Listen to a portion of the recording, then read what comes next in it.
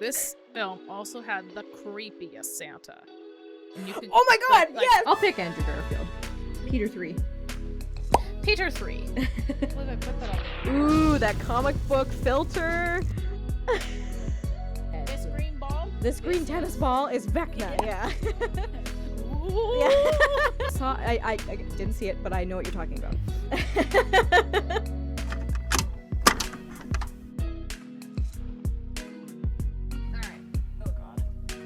Please everything work. I don't think I'm asking much. Just please work technology. Oh, I guess technically the Northern Lights can be to blame for the technology failure, because they did say that there would be some significant technological failures and mishaps. I see. That's why I spell every word and have grammar issues. It's the Northern Lights. Blame it on the Northern Lights, yeah. Blame it on the Northern Lights, yeah. What is it? Metrograde? Mars is in Gatorade? Mercury's in Mercury Gatorade. and Gatorade. Yeah, that's all it is, baby. Yep, Mercury and Gatorade. All it is. Yep. Hey, cinema peeps. Hey, cinema peeps. After a long battle with technology, I won. I am the victor. And yeah, that's all you need to know. We're here. We're ready. That's all that matters.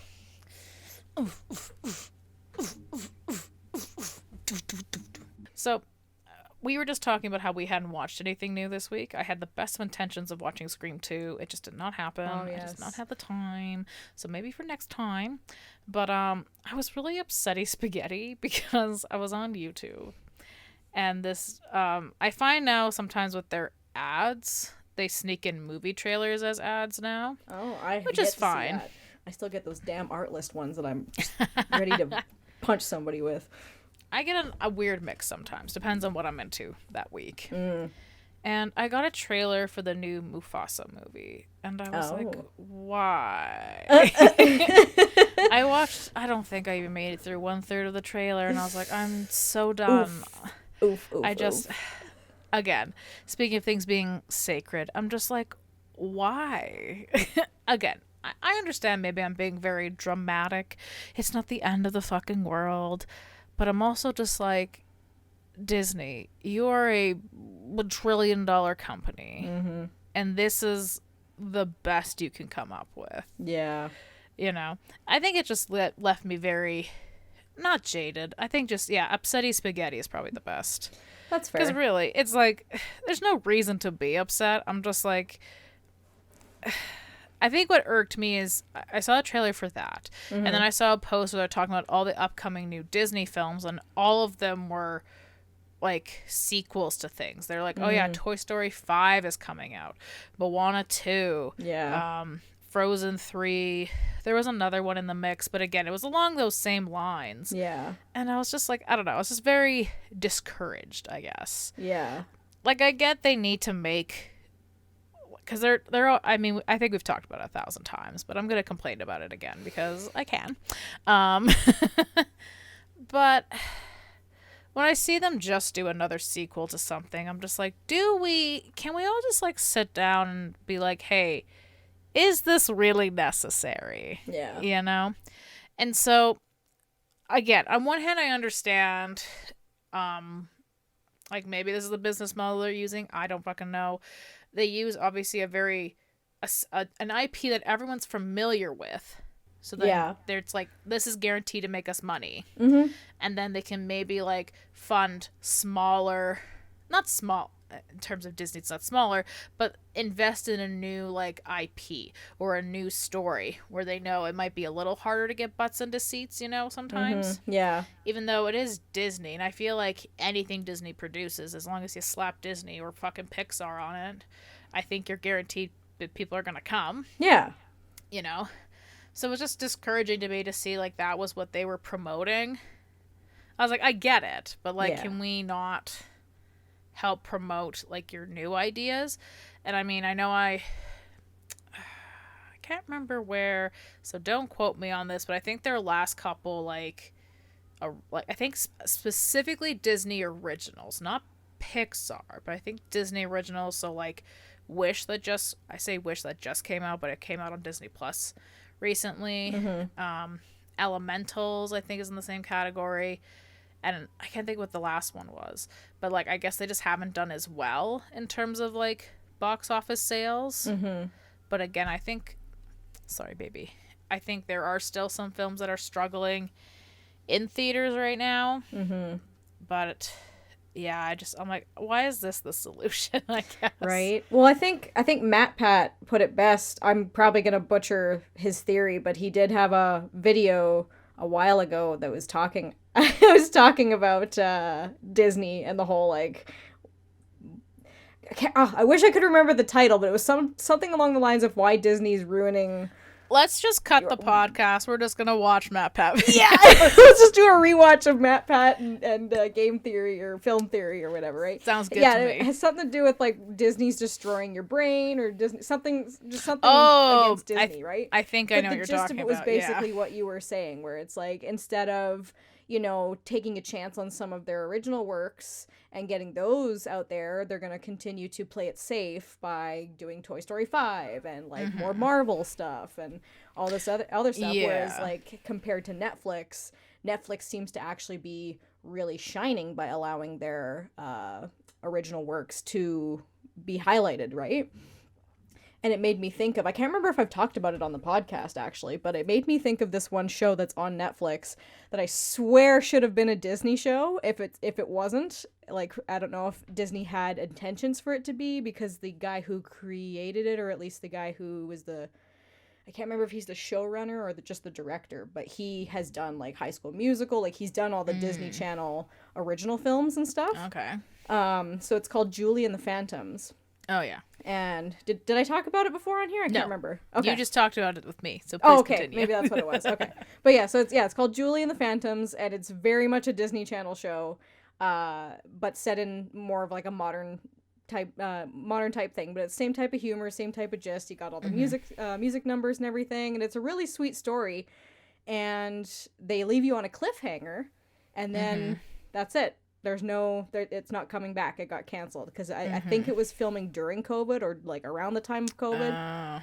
But yeah, so that was kind of upsetting because it was a really cute show, and it was, like, really well done. And like I said, it was by the guy who did all the Disney Channel things. So I don't know. I didn't do enough research to find out if it was, like, meant to be part of, like, the whole Disney realm, and Disney just said nah, and Netflix picked it up. Or I mean, honestly, that's very possible. I feel like a lot of the times projects get pushed around more than when we think, you know, and get like they might be written specifically for a person or for a particular platform, but then when they get turned down, it's like, oh well, just got to keep workshopping it. Right. I will say, though, Netflix can be very, speaking of Julie the Phantoms, can be very bad about starting a lot of IPs and not finishing them. Yeah. They'll start a whole bunch, and then for whatever reason, if they just don't think they're, like, because again, I don't know what they justify as, like, their numbers, you know, to keep a show going, but they just seem to start a lot, and then, they'll just end it. And it's like, well, do I want to invest?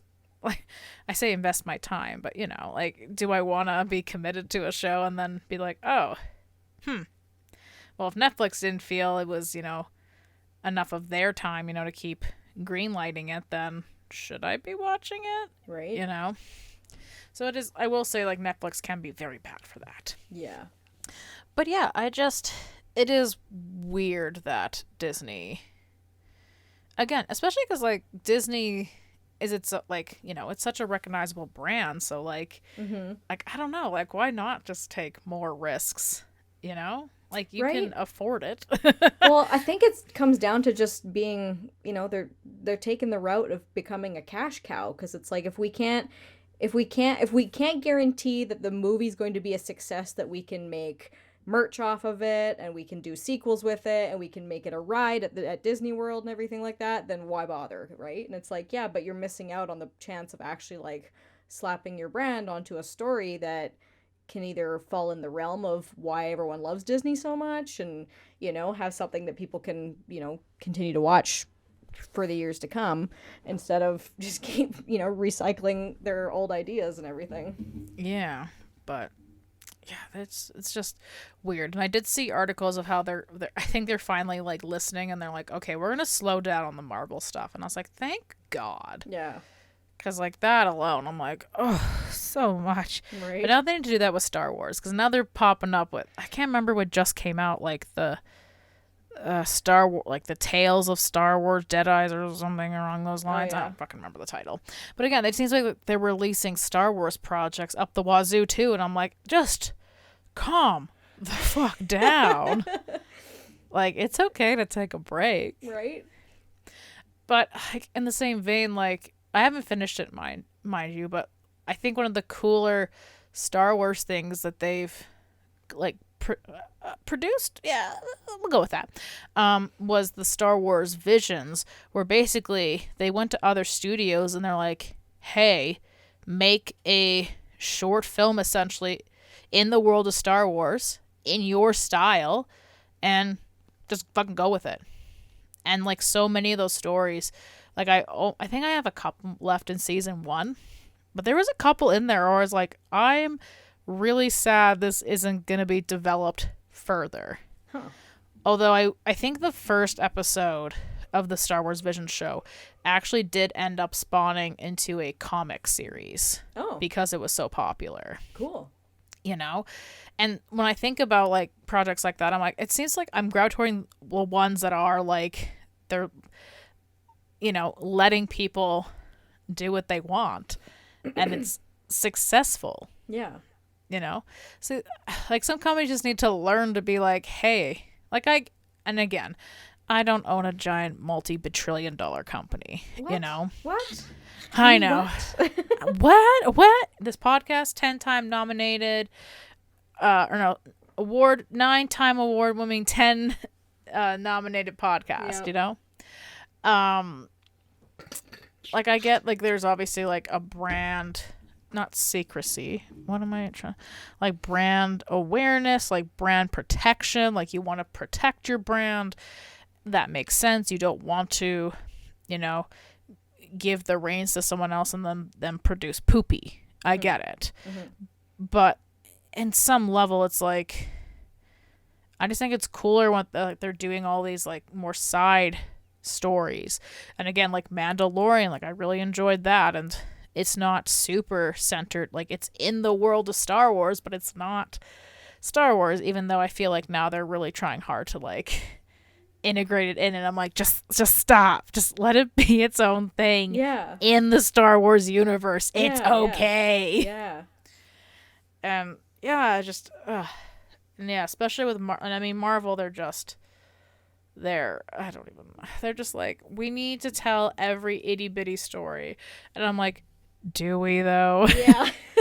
Like it's funny like to think like, I don't know, like fuck, what year is it? 2020. So 10 years ago they had just, because I think it was 2013 they released the Avengers movie, and it was so wild of like, wow, like the possibilities are endless, like imagine what they could do. And now we're like, can you stop it? Can you just stop? Can you chill? Can you just chill the fuck out? Like, Yeah. come the fuck on. But yeah, like it's weird how like sometimes you can have too much of a good thing. And all I can think of all the times when we would do our movie reviews and we're like, we're so excited, I wonder what Marvel's gonna do next. And now we're just like jaded people. We're like, stop it. Just stop it. Stop it right now. Right. But yeah, they feel like they need to explore every character, give every character their story. Don't get me wrong. I think there are, you know, there's a time and a place. Yeah. And I feel like they're just oversaturating it and then complicating it. And then it's like, why should I be invested in this? Right? Well, I guess For that's that also one detail I need for like the movie in like 6 years. Like they could have taken the route of the Arrowverse and do like pick the ones that have the most interesting storylines and kind of make them the forefront, but then bring others as B characters in where they have like whatever their asset or their power or something within their, you know, story is that's an asset to the team. Bring them in for that, and then that way you've got like the acknowledgement for that character, and they get to see that character come to life. But it's not like, we need 12 movies of this person's story to get them to where they are. And But these characters get their own 6-pilot TV show. And then this thing gets its own sub-cartoon show. And you're like, stop it. Stop it. Right? Just stop it. It's just too much. And then DC just can't get can't get their shit together sometimes with their movies. Yeah, we have to tell Batman stories over and over and over again, and Superman over and over and over again. We can't just move on. They sell, baby. They sell. And again, like, I ate my words with that Robert Pattinson one. Like, I ate my own words. I was like, God damn, this is actually really good. Fuck me. Why? Yeah. I so badly was like, I can't. Like, you're right. I love Batman, but we've done his story 1 trillion times. It's okay. We should, we should do something else. Right? I want to see Batman do something else. Right? Or another character. Yeah. Too much to ask for. But yeah, ate my own words. But I think they're doing I think it's the same director, Matt Reeves or whatever. I think he's doing a Penguin show. Yes, I did see that. Yeah, and I'm kind of like, 'Cause who's playing Penguin again?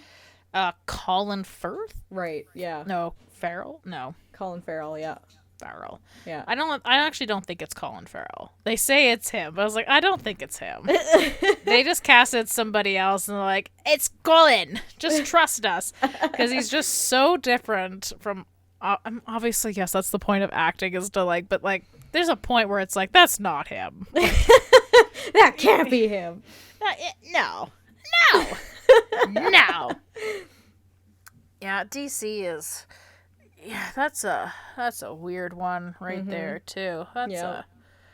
They just can't play nice with each other. Right? In their TV shows to their movies. So they don't have the same issue of Marvel of like having too much. They just don't, they all don't play nice together, and then they can't make something cohesive. Right? So they're having to do these weird like semi restarts, maybe, I don't know. Like, yeah.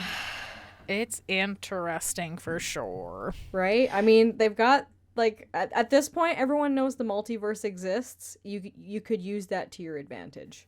Mm-hmm. Right? At this point, it's like we don't need to keep retelling the origin stories of the characters just to have some sort of consistent franchise within the realm. Like, it's like, just utilize the multiverse for what it is and go, okay, this is another version of Batman on Earth whatever, and here's what he can do on his world, and then, you know, like, why not do it that way? That's a good question. James Gunn, creative homeboy? Creative homeboy, get to work. Get to work. I mean, what are words? I wonder if that's what they were kind of going with the Flash movie that kept getting canned and because that movie went through a lot of rewrites. Oh, yeah. So I do wonder if that was, and I mean, they did eventually settle on kind of like a multiverse storyline, so maybe that was the intention, but now, I don't know what James Gunn is doing right now, because I know they just released the new Superman posters with the new guy playing Superman. Oh, I'm sorry, I cannot remember your name, my bad. And I just kept seeing the memes of like, because it's like him like suiting up during like a crisis behind them, and they're like, have a little more urgency, man. So they're like changing the background to all different other kind of disasters. Yeah. And him just taking a sweet ass time, put it on his boots. But again, like, what are we starting off with? Another Superman movie, you know? And I think they've released a list of characters. So there are going to be, I think Hawkgirl is going to be, so there's going to be a variety of people we haven't really seen a whole lot on the big screen, but we'll finally get to see, because we haven't seen a Lex Luthor since Jesse Eisenberg, so we're going to get to see a new Lex Luthor, which is exciting because Nicholas Hoult is playing him, and I think he'll hopefully do him justice. He's gotten Michael Rosenbaum's blessing, so that's pretty cool. Because he was on his podcast recently? He was, yeah. Okay. Because he was saying that Michael Rosenbaum's version of Lex Luthor was the one he grew up watching.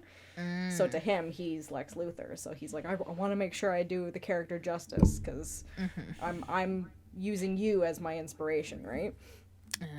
Yeah.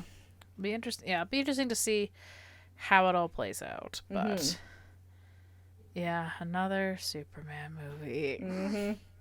Such fatigue, and it's so funny. Like, again, like I said at the beginning, I know I'm just being upsetty spaghetti, you know, like it's not a big fucking deal, but in the same sense, it's like such a fatigue. It is, yeah. recently of just like, I want to be excited for new projects, and yet I just don't feel that excitement. Right? I'm just like, oof.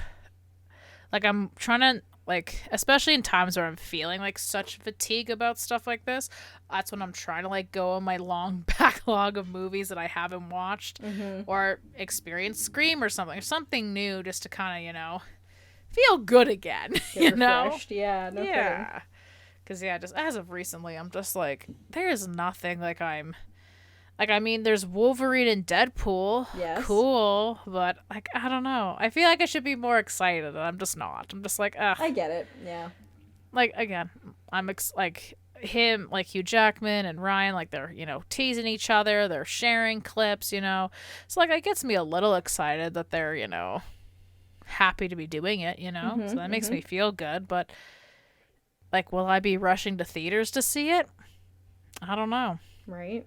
Yeah, no, I don't blame you. I think that's probably why I haven't been watching movie trailers lately. Like, if I see something that's interesting, or if, like, something pops up the odd time, like, saying that there's a new movie coming out, I'll be like, okay, cool, yeah, maybe I'll go see it. But I try not to, like, watch anything else after that, because I just find it's too much. And then by the time you get to the movie, you're, like, left a little uninspired and kind of empty-handed. You're like, okay, well, I guess I saw all the best parts in the trailer, so you know. I guess I could have saved myself $15 or $20, however much, like the price of a ticket to see a movie. Yeah. My God, my guy, My guy. my guy. But yeah, I got a bunch of Apple Plus recommended shows to watch, so maybe, you know, try a new show. Maybe I'm gonna, like I said, I'm gonna try to watch some more Scream movies. So, you know, just try to get the juices of creativity and maybe my null fatigue of like, why are we getting another Toy Story? Yeah. Again, maybe for that one person who's super psyched about it, I'm happy for you. If you're happy for it, then cool beans. But yeah, I just wish we did a lot less of that. Again, maybe from a business perspective, you know, there's a reason. I'll pretend that I understand when I don't. But it's just, like, when I think of all the projects and all the movies I really enjoyed, it's the ones that have been, like, out of pocket. Like, I wouldn't, like, expect to go see it and enjoy it, and I do, you know, kind of thing. I just wish we made those investments and risks more, but... Right. Or just, yeah, have, like, a cohesive kind of story, whether it wraps it all up within the one movie, or you do a couple, and, like with Toy Story, I felt like after the third one, I think it was, like, It's to perfect. me, that, right, that summed everything Perfect. up. You got to experience the journey of the toys and Andy as he grew up, and finally he gets to, you know, pass them on to someone else who can care for them just as much as he did. And I thought that was sweet. And I'm like, yeah, but we don't need anything more after that. Like, I remember crying in that movie theater. yeah, Again, maybe it's because, you know, I just finished my math exam, grade 12. It was like, wow, yep, the journey. We're going on to a new chapter. But Yep. it doesn't mean we left, you know, that part of us behind, you know. It's being shared and cherished by somebody else, you know. yeah. And then they're like, but here's Toy Story 4, and here comes 5. And it's like, wow, that emotional investment I made feels hollow now. Right? We're just going to keep fucking pumping them out. Yeah, exactly. Like a couple months ago, I remember revisiting the remake of the Power Rangers that they did. Oh, yeah. With Billy from Stranger Things and Elizabeth Banks and all of them. And honestly, like, I mean, I remember at the time when it came out being like, what? And then when I saw it in theaters at the time, I was like, okay. And then going back and watching it again, having not seen it for so long, I'm like, yeah, like, see, they did this right. They did it good. Like, it's still tongue-in-cheek. They're making fun of it still in some aspects, but it's still enjoyable. And they don't need to continue it on. It was just perfect as it was, right? Yeah. I mean, I kind of wish there was another one, but you That'd know. be cool, yeah, but... It's fun. Like I said, it's funny how, like, literally I was just complaining like there's too many, and now, like, who knows, maybe in a different timeline there's like 500 Power Ranger movies. Right. But maybe if there were, maybe he wouldn't be Billy in Stranger Things. So This is true. You never know. But at least for the fact that like everything was wrapped up enough. Like I know they kind of teased the Green Ranger at the end and that whole thing, but again, it was still funny enough that you're like, oh, haha, because he's always never there, and like it just everything made sense. So there was no like empty questions or anything after that. Right? Yeah. I think studios should challenge themselves to make a movie that's not. Again, I get that you make money when it becomes a sequel and you can buy merch, but they should just make a movie that's just a standalone.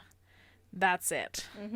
And you can't make sequels. There should be like I was gonna say a government ban, but there should be like a rule of like when you make something, you can't remake it after, like you can't make a remake of it. It has to be at least like 15 plus years beforehand, or if you want to make a sequel, it can only be within like a couple years, and after that, nada. Right. Especially with remakes of shows and movies, there should be a ban or a rule that you can't do it after a certain amount of time. Right. But that's what happens when we trump business over creativity, and we decide, or we allow the machines to decide what they think is going to be successful for people to watch. They plunk it into the machine and go, is this going to make us money? And then they go, yep. And then, but there's no cool story to it, but too bad, it's still going to make us money. I would like the robots to park my car for me. Like, if there's anything I want them to do for me, I want them to park my car. Stay out of art unless you're in my editing software to make my life easier. Yeah. But other than that, park my car, and yeah, that's what I want you to do. Right. But yeah, that'll do it for today's episode, guys. Thanks for listening. Yeah, so everybody had watched no new content, so I hope you enjoyed us complaining about everything. Going on tangents. You know, we do it every so often. You gotta release the bad vibes.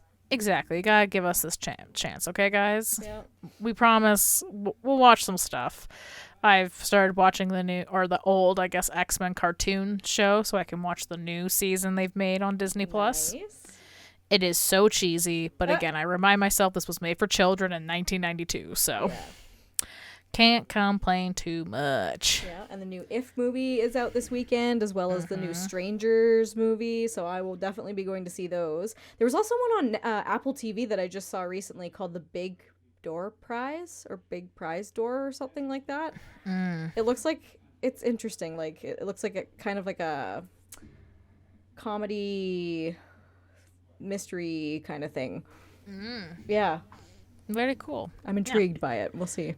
We got lots, like I said, got a lot of recommendations for Apple Plus recently, so Nice. I can maybe justify keeping it and not just for Ted Lasso. Yes. Release Ted Lasso on DVD now. Release Ted Lasso on DVD. Yes. Release it. But yeah, if you liked us ranting about, leave that in the comments down below. Also, consider leaving this video a little likesy and consider subscribing to two pretty cool gals, in my opinion. But anyways, guys, watch all the content, and we'll see you next time. Bye-bye. Bye-bye. Monkey. Monkey. And slay!